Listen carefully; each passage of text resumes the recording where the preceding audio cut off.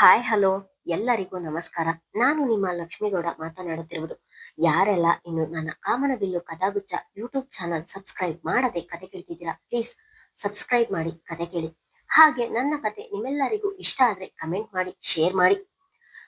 ಜಾನಕಿರಾಮ ಕಥೆಯ ಮುಂದುವರೆದ ಸಂಚಿಕೆ.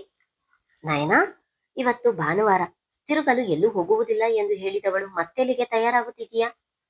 ಸಾವಿತ್ರಿ, ಆ ಕೋತಿ ಯಾವಾಗ ಹೇಗಿರ್ತಾನೆ ಎಂದು ಗೊತ್ತಿಲ್ಲ. ನಾನು ಇವತ್ತು ಪೂರ್ತಿ ನಿನ್ನ ಜೊತೆ ಕಾಲ ಕಳೆಯೋಣ ಎಂದು ತೀರ್ಮಾನಿಸಿದ್ದೆ. ಆದ್ರೆ ಕಾಲ್ ಮಾಡಿ 5 ನಿಮಿಷದಲ್ಲಿ ಅಲ್ಲಿಗೆ ಬರ್ತೀನಿ, ತಯಾರಾಗಿರು ಎಂದು ಹೇಳಿದ್ದಾನೆ. ಅದಕ್ಕೆ ತಯಾರಾಗುತ್ತಿದ್ದೇನೆ ಎಂದಳು.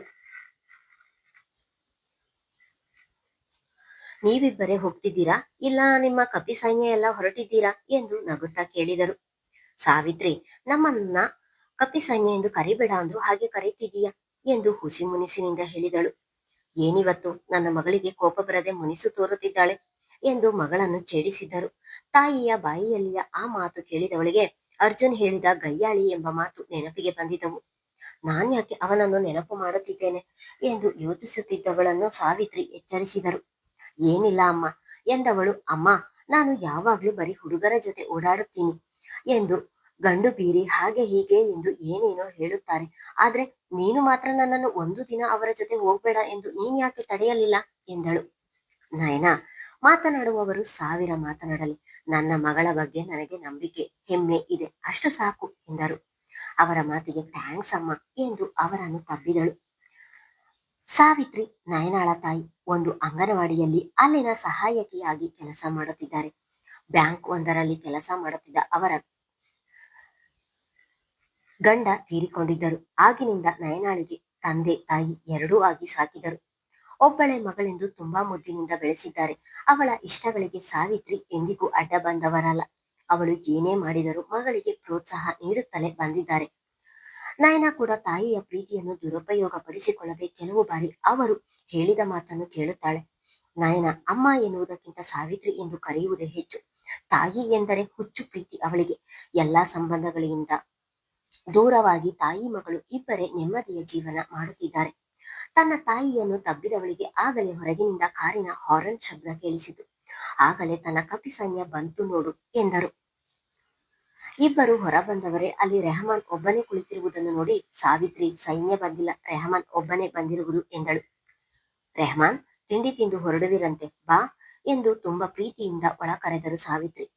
ಮಗಳು ಚಿಕ್ಕವಳಿರುವಾಗಿನಿಂದಲೂ ಅವಳ ಜೊತೆ ಉತ್ತಮ ಸ್ನೇಹದಿಂದ ಇರುವ ರೆಹಮಾನನನ್ನು ಕಂಡರೆ ಏನೋ ಒಂದು ವಿಶೇಷವಾದ ಅಕ್ಕರೆ ಅವರಿಗೆ.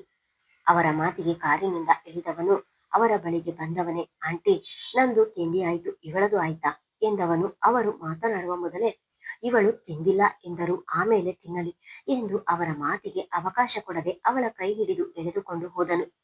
ಜಾನಕಿಯ ಮನೆಗೆ ಹೋಗುವ ಧಾವಂತದಲ್ಲಿ ತಿಂಡಿ ಕೂಡ ತಿನ್ನದೆ ಬಂದಿದ್ದವನು ಸಾವಿತ್ರಿ ಅವರ ಬಳಿ ಸುಳ್ಳು ಹೇಳಿದ್ದನು. ರೆಹಮಾನ್, ಯಾಕೆ ಹೀಗೆ ಅರ್ಜೆಂಟ್ ಮಾಡ್ತಿದೀಯ ಎಂದವಳ ಮಾತಿಗೆ ಅಲ್ಲಿಗೆ ಹೋದ ಮೇಲೆ ನಿನಗೆ ತಿಳಿಯುತ್ತದೆ, ಮೊದಲು ಕುಳಿತುಕೋ ಎಂದು ತಾನೇ ಕಾರಿನ ಮುಂದಿನ ಬಾಗಿಲು ತೆರೆದು ಅವಳನ್ನು ಕೂರಿಸಿ ತಾನು ಡ್ರೈವರ್ ಸೀಟಿನಲ್ಲಿ ಕುಳಿತವನು ಆಂಟಿ ಬಾಯ್ ಎಂದು ಹೇಳುವಾಗ ಕಾರು ಚಾಲು ಮಾಡಿ ಹೊರಟಿದ್ದನು. ರೆಹಮಾನನ ಈ ನಡೆಗೆ ನೋಡುತ್ತಲೇ ನಗುತ್ತಾ ಒಳಹೋಗಿದ್ದರು ಸಾವಿತ್ರಿ. ರೆಹಮಾನ್, ಮೊದಲು ಎಲ್ಲಿಗೆ ಹೋಗ್ತಿದ್ದೀವಿ ಹೇಳು? ಅವನ ಅವಸರವನ್ನು ನೋಡಿ ಕುತೂಹಲಕ್ಕೆ ಕೇಳಿದಳು. ಜಾನಕಿ ಮನೆಗೆ. ರಸ್ತೆ ನೋಡುತ್ತಲೇ ಸಹಜವಾಗಿ ಉತ್ತರಿಸಿದನು. ಅವನ ಮಾತಿಗೆ ಭಯಭೀತಳಾದವಳು, ನಿನಗೇನು ತಲೆ ಕೆಟ್ಟಿದೆಯಾ? ಅವರ ಮನೆಗೆ ಹೋಗುವುದು ಬೇಡ ಎಂದು ಹೇಳಿದೆ ತಾನೆ, ಮತ್ತೆ ಯಾಕೆ ಅವರ ಮನೆಗೆ ಹೋಗ್ತಿದ್ದೀಯಾ? ಕಾರು ನಿಲ್ಲಿಸು ಎಂದು ನಯನ ಹೇಳಿದರೂ ಕೇಳದೆ ಅಗ್ರಹಾರಕ್ಕೆ ಬಂದವನು ರಸ್ತೆ ಬದಿಯಲ್ಲಿ ಕಾರು ನಿಲ್ಲಿಸಿ ಕೆಳಗಿಳಿದು ನಯನ ಕುಳಿತಿದ್ದ ಬದಿಯ ಬಾಗಿಲು ತೆರೆದು ಇಳಿ ಎಂದರೆ, ನಾನು ಬರುವುದಿಲ್ಲ, ನೀನೊಬ್ಬನೇ ಹೋಗಿ ಬಾ ಎಂದಳು ಕೋಪದಲ್ಲಿ. ಅದು ಹೇಗೆ ಆಗುತ್ತೆ? ಅವರ ಮನೆಯವರ್ಯಾರಾದರೂ ನೀವ್ಯಾರು ಎಂದರೆ ಅವಳ ಸ್ನೇಹಿತೆ ಎನ್ನಲು ನೀನು ಬೇಕು ಎಂದವನು ಅವಳ ಕೈ ಹಿಡಿದು ಕೆಳಗಿಳಿಸಿದನು. ಅವಳ ಕೈ ಹಿಡಿದೇ ಮುಂದೆ ನಡೆದನು. ಅಂದು ಜಾನಕಿಗೆ ವಿಶೇಷವಾದ ದಿನ. ಅದೇನೆಂದರೆ ಅರ್ಜುನನ ಹುಟ್ಟಿದ ಹಬ್ಬ. ಅಂದಿನ ದಿನದಂದು ತನ್ನನ್ನು ತಾಯಿಗೆ ಹೇಳಿ ಪುಳಿಯೋಗರೆ ತಯಾರು ಮಾಡಿಸಿಕೊಂಡು ಅದನ್ನು ಗಣಪತಿ ದೇವಸ್ಥಾನಕ್ಕೆ ತೆಗೆದುಕೊಂಡು ಹೋಗಿ ಅವನ ಹೆಸರಿನಲ್ಲಿ ಅರ್ಚನೆ ಮಾಡಿಸಿ ಅಲ್ಲಿಗೆ ಬಂದ ಭಕ್ತರಿಗೆ ಪುಳಿಯೋಗರೆಯನ್ನು ಹಂಚುತ್ತಿದ್ದಳು. ತುಂಬಾ ವರ್ಷಗಳಿಂದ ಈ ಆಚರಣೆ ನಡೆಸಿಕೊಂಡು ಬಂದಿದ್ದಾಳೆ. ಅವನು ಮಾತನಾಡಿಸಲಿಲ್ಲ ಎಂದರು, ಇವಳು ಮಾತ್ರ ಆ ಆಚರಣೆಯನ್ನು ನಿಲ್ಲಿಸಿರಲಿಲ್ಲ. ಎಂದಿನಂತೆ ಇಂದು ಕೂಡ ತನ್ನ ತಾಯಿಯ ಕೈಯಿಂದ ಪುಳಿಯೋಗರೆ ಮಾಡಿಸಿಕೊಂಡು ಅದನ್ನು ಒಂದು ದೊಡ್ಡ ಡಬ್ಬಿಗೆ ತುಂಬಿಸಿಕೊಂಡು ದೇವಸ್ಥಾನಕ್ಕೆ ಹೊರಟಳು. ಮಗಳನ್ನು ಕಳುಹಿಸಿ ಪುಟ್ಟ ಗೇಟ್ ಹಿಡಿದು ಮಗಳು ಹೋದ ಕಡೆ ನೋಡುತ್ತಲೇ ನಿಂತವರ ಬಳಿ ರೆಹಮಾನ್ ಮತ್ತು ನಯನ ಇಬ್ಬರು ಬಂದಿದ್ದರು. ಕಾರಿನಿಂದ ಇಳಿದವರು ಜಾನಕಿಯ ಮನೆ ಯಾವುದು ಎಂದು ಅಕ್ಕಪಕ್ಕದವರನ್ನು ಕೇಳಿಕೊಂಡು ಕೊನೆಗೂ ಅವರ ಮನೆಯ ಬಳಿಗೆ ಬಂದಿದ್ದರು. ಆಂಟಿ, ಜಾನಕಿ ಮನೆ ಇದೇನಾ ಎಂದು ರೆಹಮಾನ್ ಮೊದಲಾಗಿ ಕೇಳಿದನು. ಸುಪ್ರಭಾ ಅವರು ಇದೇ ಮೊದಲ ಬಾರಿಗೆ ಇಬ್ಬರನ್ನು ನೋಡುತ್ತಿರುವುದು. ಅವರು ಯಾರು ಎಂದೇ ತಿಳಿಯದೆ ಗೊಂದಲದಲ್ಲಿ ಹೌದು, ನೀವ್ಯಾರು ಎಂದು ಕೇಳಿದರು. ಅದು ನಾವಿಬ್ರು ಜಾನಕಿಯ ಸ್ನೇಹಿತರು ಎಂದನು. ನಯನ ಮಾತ್ರ ತುಂಬಾ ಭಯದಲ್ಲಿ ನಿಂತಿದ್ದಳು. ಜಾನಕಿ ಮನೆಯಲ್ಲಿದ್ದಾಳ? ಸುಪ್ರಭಾ ಅವರು ಒಳ ಕರೆಯದಿರುವುದನ್ನು ನೋಡಿ ಮರಳಿ ರೆಹಮಾನನ್ನೇ ಮಾತನಾಡಿಸಿದನು. ಅವಳು ಈಗ ತಾನೇ ಇಲ್ಲೇ ಹತ್ತಿರದಲ್ಲಿರುವ ಗಣಪತಿ ದೇವಸ್ಥಾನಕ್ಕೆ ಹೋದಳು ಎಂದು ಇದುವರೆಗೂ ಯಾರೂ ಸ್ನೇಹಿತರೆಂದು ಅವರ ಮನೆಗೆ ಬಂದಿರಲಿಲ್ಲ.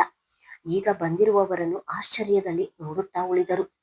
ಥ್ಯಾಂಕ್ಸ್ ಆಂಟಿ, ನಾವು ಅಲ್ಲಿಗೆ ಹೋಗ್ತೀವಿ ಎಂದು ಹೇಳಿದವನು ನಯನ ಕೈ ಹಿಡಿದು ಮುಂದೆ ಹೊರಟನು. ಲೋ ರೆಹಮಾನ್, ಆಂಟಿಯನ್ನು ನೋಡಿದ ನಮ್ಮನ್ನೇ ಕಳ್ಳರನ್ನು ನೋಡುವ ಹಾಗೆ ನೋಡಿದರು. ತುಂಬಾ ಭಯವಾಗುತ್ತಿದೆ ಎಂದಳು.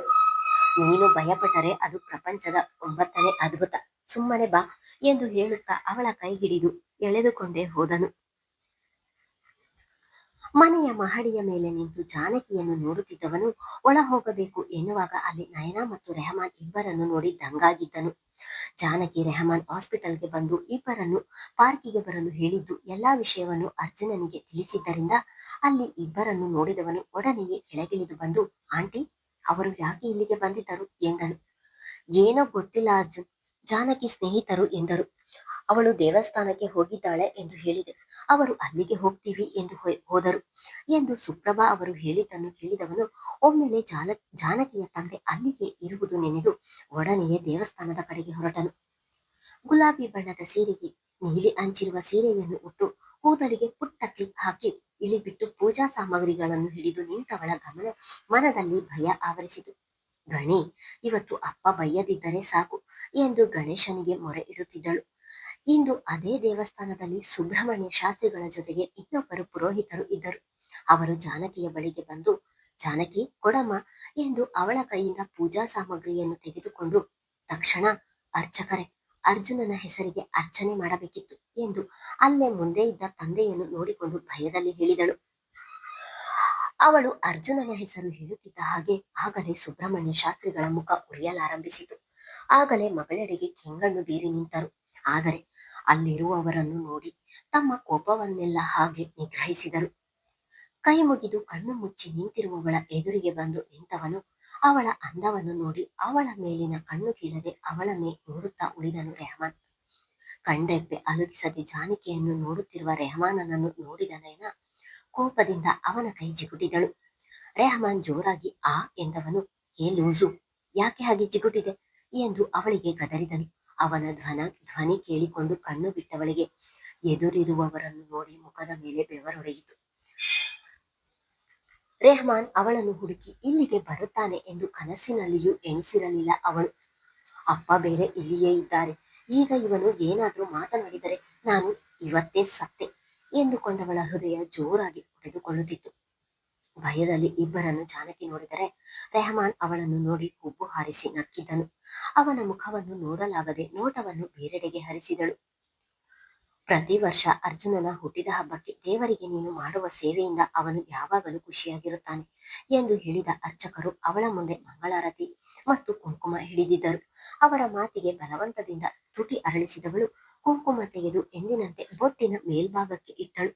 ಅರ್ಚಕರ ಮಾತು ಕೇಳಿದ ಅರ್ಜುನನ ಕಣ್ಣು ತುಂಬಿ ಜಾನಕಿಯ ಈ ಸೇವೆ ತಿಳಿದಿದ್ದರೂ ಇಂದು ಅವನ ಮನಸ್ಸಿಗೆ ಬಹಳವೇ ನೋವಾಗಿತ್ತು. ಇಷ್ಟು ಒಳ್ಳೆಯ ಮನಸ್ಸಿರುವವಳಿಗೆ ಆ ದೇವರು ಯಾಕೆ ಕೆಡಕನ್ನು ಬಯಸುತ್ತಾನೆ ಎಂದು ಮನದಲ್ಲಿ ಹೇಳಿಕೊಂಡನು. ಸುತ್ತಲೂ ನೋಡುತ್ತಾ ನಿಂತ ನಯನಾಳ ಕಣ್ಣು ತಿಳಿ ನೀಲಿ ಬಣ್ಣದ ತುಂಬ ತೋಳಿನ ಶರ್ಟ್ ಹಾಕಿ ಅದಕ್ಕೆ ಕಪ್ಪು ಬಣ್ಣದ ಫಾರ್ಮಲ್ಸ್ ಪ್ಯಾಂಟ್ ಹಾಕಿ ಅದನ್ನು ಇನ್ಶರ್ಟ್ ಮಾಡಿ ರಾಜಕುಮಾರನಂತೆ ಕಂಗೊಳಿಸುತ್ತಿದ್ದನು.